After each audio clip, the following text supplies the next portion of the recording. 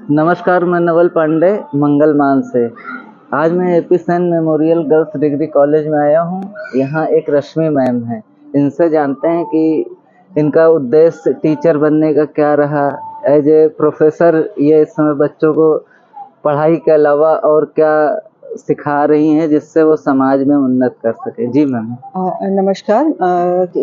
I am Professor Rashmi Srivastava, Department of Physical Education, and I am here since 2006 as a teacher. और अब हम आगे बात करते हैं कि क्या कहते हैं कि हमको जो है अभी 2 साल पहले मंगलमान के बारे में पता लगा और हमें इनके कार्य बहुत अच्छे लगे। तो अभी 2-3 दिन पहले मेरी इनसे पर्सनली मुलाकात हुई और मैंने देखा कि ये यहाँ पे बच्चों को चाय सर्व करने का ये सब बहुत अच्छा इनका अभियान चल रहा था। तो उसको मेरे को अच्छा लगा और गीता जयंती का दिन था तो मेरी मुलाकात हुई और मैंने इनसे बात किया और आगे मंगलमान के थ्रू हम बहुत सारा जो है समाज सेवा का कार्य करने का इच्छुक रखते हैं। वैसे पर्सनली मेरे को समाज सेवा करना या जानवरों की सेवा करना या इनफैक्ट कह लीजिए कि हॉर्टिकल्चर, फ्लोरिकल्चर, एग्रीकल्चर से मेरा बहुत जुड़ाव है। टीचर तो बाय डिफ़ॉल्ट हम बन गए, लेकिन मेरे को तो आर्मी में जाने का शौक था या हायर पोस्ट पे पुलिस में, लेकिन नहीं हो पाया। तो as a teacher I am here in front of you all.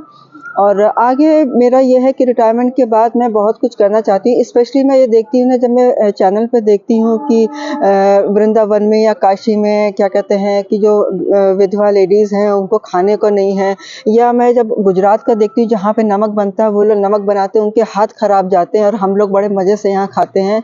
या और भी जो बहुत ही जो बच्चे कोरोना काल में अकेले रह गए या जो माँ बाप हैं उनके बच्चे हैं और उनके मतलब बच्चों ने उनको छोड़ दिया है, तो ये सब मतलब देख के और सुन के या पढ़ के बड़ा ख़राब लगता है।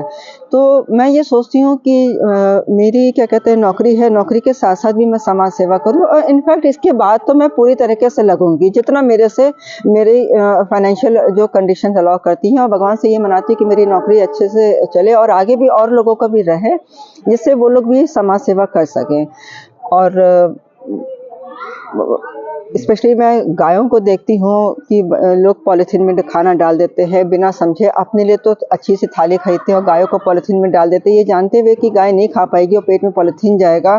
तो कई बार तो मैंने पॉलीथीन उसके मुंह से निकाला, लेकिन हर बार पॉसिबल नहीं हो पाता, बहुत सारी चीज़ें नहीं हो पाती है। लेकिन फिर भी बच्चों में अवेयरनेस डालती हूँ कि बेटा ये करो, घर में पानी कैसे बचाना है, पेड़ पौधे, अगर ये संसाधन हमारे पास प्रकृति नहीं रहेगी तो हम नहीं जीवित रहेंगे। ये जानते हुए भी सब क्यों इतना बहुत ही मतलब वैसा कुछ लचीलापन है एक नेचर में कि मतलब ध्यान लोग नहीं दे रहे हैं, जबकि ये जानते हैं कि ऑक्सीजन होते हुए भी कोरोना में लोग ऑक्सीजन की कमी की वजह से हम लोग चले गए, बहुत सारे लोग की फैमिलियां बर्बाद हो गई और पीपल का पेड़ हमारे पास, ऑक्सीजन की कमी हमारे पास हो गई। ये ऐसी मतलब भारत जैसे सांस्कृतिक और इतना समृद्ध देश में अगर हमें किसी संसाधन की कमी पड़े तो उसके जिम्मेदार केवल हम लोग हैं और कोई नहीं है। जानवर नहीं है, हम लोग हैं। जानवर प्रकृति के हिसाब से चल रहा है, हम लोग प्रकृति के विरुद्ध चल रहे हैं।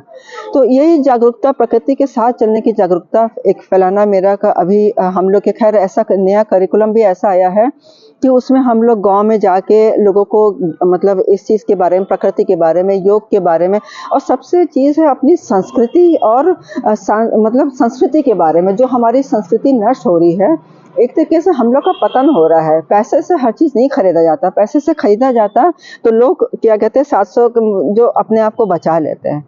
तो ये समझना पड़ेगा कि जहाँ प्रकृति हमको बचा सकती है वहाँ पैसा नहीं बचा सकता, जहाँ पैसा बचाएगा वहाँ बहुत सारी चीज़ें नहीं रहेंगी। दीदी कुछ अगर सजेशन देना चाहें हम बच्चों को कैसे जोड़ें अपने संस्थान के साथ, और बच्चों को कैसे प्रेरित करें कि वो समाज का काम करें। देखिए, बच्चों को प्रेरित करने से पहले मेरा उद्देश्य अब तक मैंने देखा कि आजकल को पेरेंट्स को पहले वो करना है। आपका बच्चा पेट में आता है, गर्भ संस्कार भूल गए हम। पहले माँ बाप साथ में रहते थे, दादी नानी साथ में रहती थी तो वो बताती रहती। आज कोई सुनना नहीं पसंद करता है मोबाइल के चक्कर में, और क्या कहते हैं बहुत सारी चीज़ें फ्री में अवेलेबल हैं, तो लगता है कि मतलब उस हम लोग की भी वैल्यू घटती चली जा रही है। एक टीचर जो गुरु होता था, मतलब आज हम जो भी हैं अपनी माँ के, अपनी ऑनेस्टी, ईमानदारी और अपने टीचर की वजह से मैं खड़ी हूँ। नहीं तो मैं नहीं होती, मतलब इस पोस्ट पे, इतनी बड़ी पोस्ट पे हम नहीं होते। वो सेवक केवल इसमें 3 लोग का और मेरे घर वालों का हाथ है। लेकिन हाँ, इस सब के पीछे अगर आप में अपनी ईमानदारी है तो है, अगर बेईमानी है तो हमें नहीं लगता है जो चीज़ आपको कुछ बहुत अच्छी मिल जाएगी। मिल तो सबको जा रही है, पैसा आप गलत तरीके से कमा सकते हैं, लेकिन ईमानदारी के साथ कमा के अपना और एक भगवान के बीच में रिश्ता कायम करना और अपनी आत्मा को एक रिश्ता कायम करना, ये बहुत बड़ी इम्पोर्टेंट पॉइंट है, जिसको जिन लोगों ने इसको समझ लिया, वो हमें नहीं लगता कि वो बेईमानी करेगा, भले वो थोड़ा खाए।